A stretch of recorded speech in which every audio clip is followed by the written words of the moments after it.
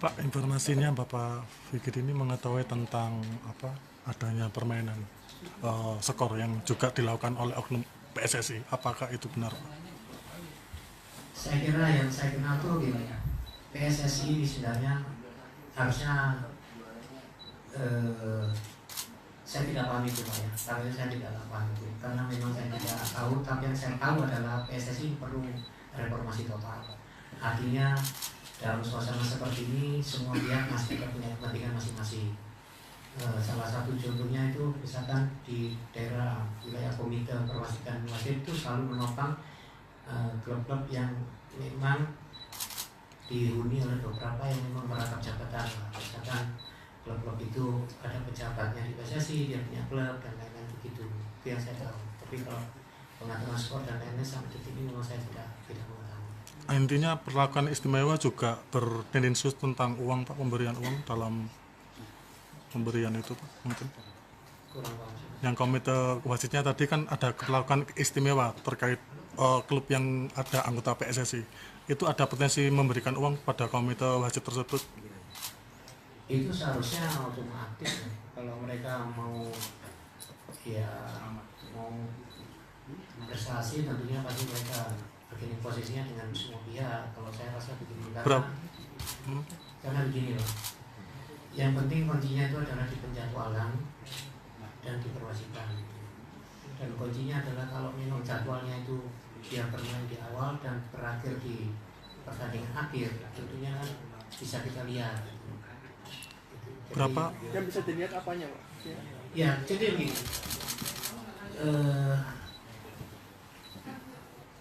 Misalkan aja tim ini kompetisinya di akhir kompetisi itu, artinya tim ini lawan ini, itu yang tuan rumah itu terakhir, itu pasti menurut saya itu pasti ada kesettingan.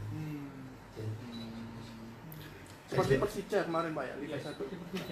Final.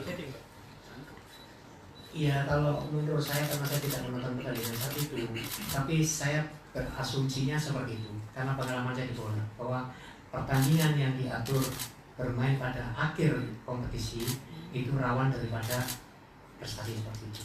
Pak, sesuai pengalaman jenengan di pesepak bola tanah air, kira-kira Pak, berapa nominal yang diberikan oleh pihak ke komite wasit untuk memenangkan sepak bola atau gimana? Karena gini, saya terbuka aja ya. Artinya itu pasti saya kurang paham sekali ya, karena tidak semua pemberian itu sama gitu. Ya contohnya kalau di komite wasit itu apa-apa saya sudah kurang paham, tapi kalau pertanyaannya kan ini tidak menjurus satu fokus itu. Jadi yang ditanyakan kan global itu. Kami tidak paham itu. Informasinya juga diberikan. Sarannya, kalau di komite wasit yang dihubungi untuk sebagai backup itu siapa?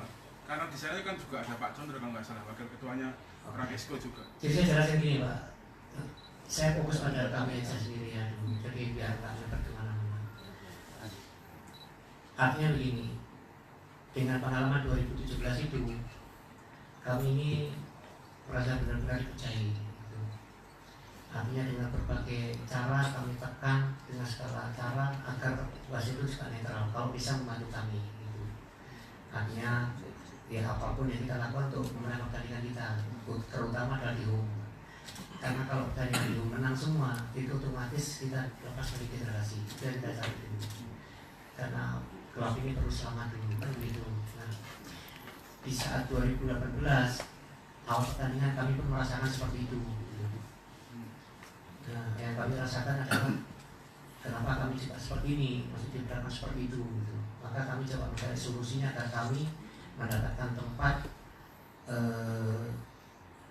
aman lah gitu buat kami. Gitu. Ya baru tahun ini lah kami coba berdiri position dengan hukum PSSI tersebut. Siapa Pak? Sebut nama nggak?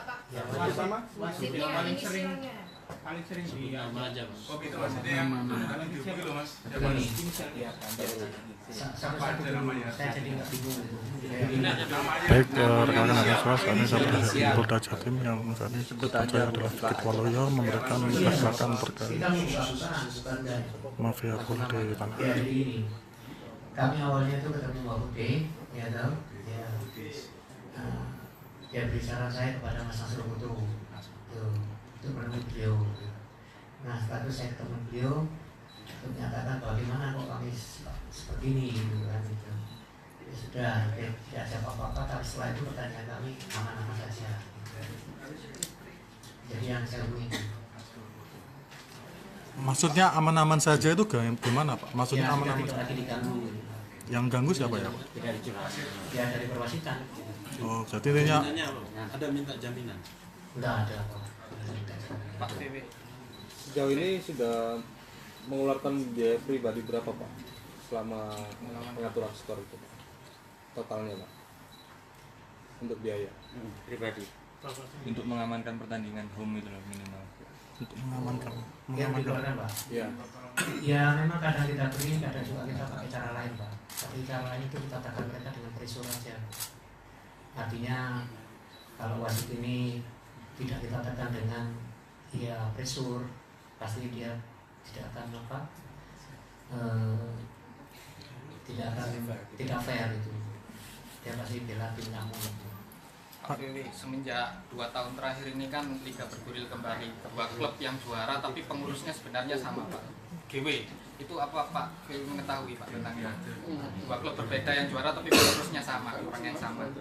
Apa Pak PW mengetahui tentang itu Pak? Kalau itu memang dibuat pertanyaan, tapi secara pribadi saya tidak tahu. Tapi itu perlu juga jadi suatu pertanyaan aja, karena yang saya katakan tadi Pak, jadi saya hanya pengalaman di bola. Kalau memang mau prestasi baik, itu penjadwalannya harus baik. Jadi pertandingan di awal dan di terakhir itu tim yang seperti itu. Ini menurut saya.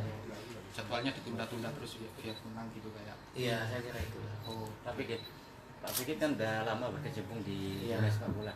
Ini yang membuat Pak Fikit betah di sepak bola ini apa? Padahal kita tahu sepak bola selalu merugi dan Pak Fikit selalu berpindah-pindah klub. Apa yang membuat Pak Fikit bertahan? Padahal udah tahu seperti Iya, itu. ini saya kira saya berbangga diri karena diberikan satu pertanyaan yang membuat hati saya lega. Karena pertanyaan ini cukup mudah bahwa kami sebuah ini cinta bola. Di awal kami sudah tahu bahwa kami mengelola bola itu dari